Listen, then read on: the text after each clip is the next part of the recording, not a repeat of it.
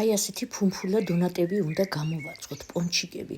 240 მl თბილი რძე მოვათავსოთ თასში, დავამატე 1 ჩაის კოვზი შაქარი, 2 ჩაის კოვზი მშრალი საფუარი. დავტოვოთ 10 წუთი, ცოტა რომ გაფუვდება, ვამატებ 2 საშუალო ზომის კვერცხს. ცოტა გავთქვიფოთ და გვერდზე გადავდგათ დროებით.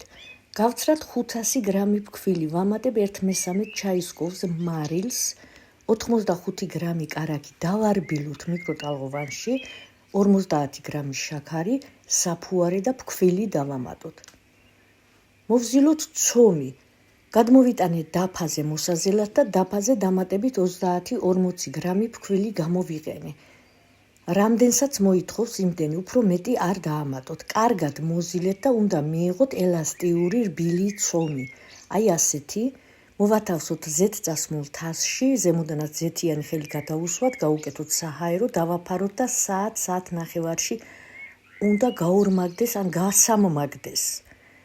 აი ასეთი სასწაული ცომი გამოდის, ამით ფუნთუშებით შეგიძლიათ დააცხოთ, გავათხელოთ 1-1.5 სანტიმეტრის სისქეზე. ამოვჭრათ დონატები, ნებისმიერი დიდი და პატარა რგოლი შეგიძლიათ გამოიყენოთ ამოსაჭრელად. ამოჭრილი დონატები დავალაგოთ მყარ ზედაპირზე, ეს პატარა რგოლებიც შევწვათ. 14 დონატი გამომივიდა და აი ესეთი რგოლები.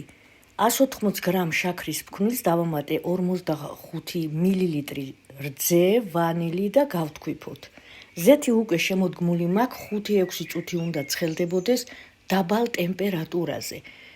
გასასინჯად ეს პატარა რგოლი ჩავაგდოთ გაცხელებულ ზეთში და უნდა ამოტივტივდეს და ბუშტულები გაუშვას. ნელ ცეცხლზე უნდა შევწვათ დონატები.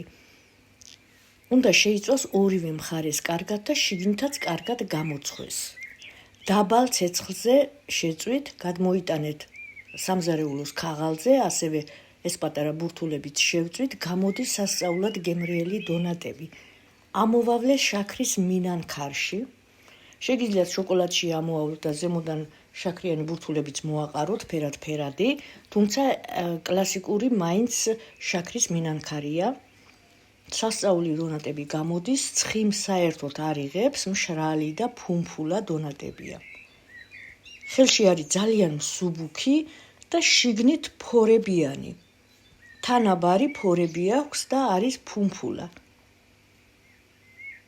ერთხელ გამოაცხეთ და დონატებს მაღაზიაში აღარ იყიდით.